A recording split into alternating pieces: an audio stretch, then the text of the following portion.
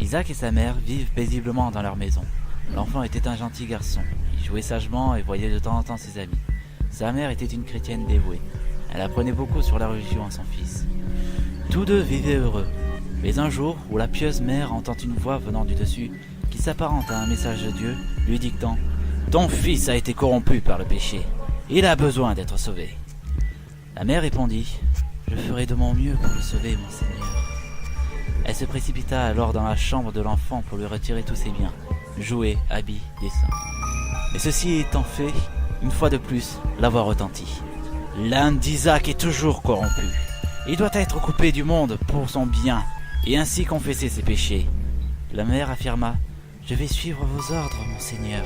J'ai foi en vous. » Elle exécuta alors la demande, enferma Isaac dans sa chambre et lui interdit tout contact avec quiconque.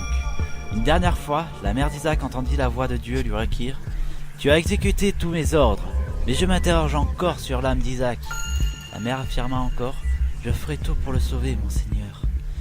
Pour purifier ton fils du mal, j'exige un sacrifice. Ton fils, Isaac, sera le sacrifice. Retrouve-le dans sa chambre et mets fin à ses jours. » La mère répondit, « Oui, mon Seigneur. » Cette dernière se saisit d'un couteau de boucher pour accomplir le souhait divin et se dirigea vers la chambre. Isaac, ayant assisté à la scène par le trou de la serrure, tenta alors d'échapper à sa mère en entrant dans la cave de la maison, mais se retrouva bloqué dans un cul-de-sac. Il pria une dernière fois, mais voyant le danger se rapprocher, prit une vieille broche et transperça le cœur de sa mère. Ainsi, Isaac survit et sortit victorieux de cet acte matricide. Mais certains racontent qu'il existe une autre fin. Isaac fut piégé par sa mère qui se rapprocha dangereusement de lui. L'enfant pleurait et priait qu'il soit sauvé. Et malheureusement, la mère prit Isaac et le poignarda à maintes reprises.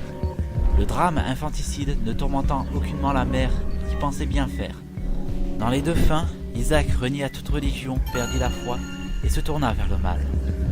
Il y aurait donc une morale, cette histoire ? Il ne suffit pas seulement de vouloir du bien de la personne pour en faire quelqu'un de bon.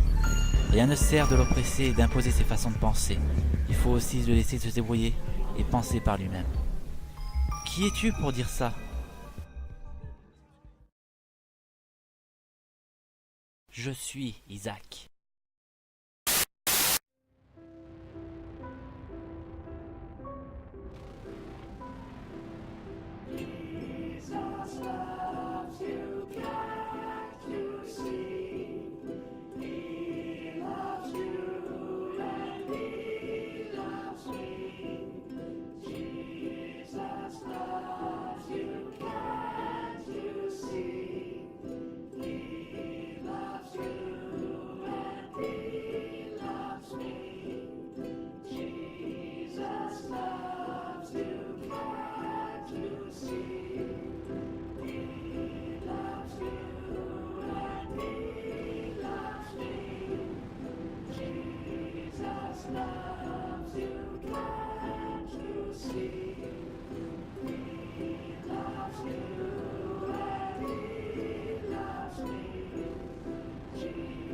Jesus loves you.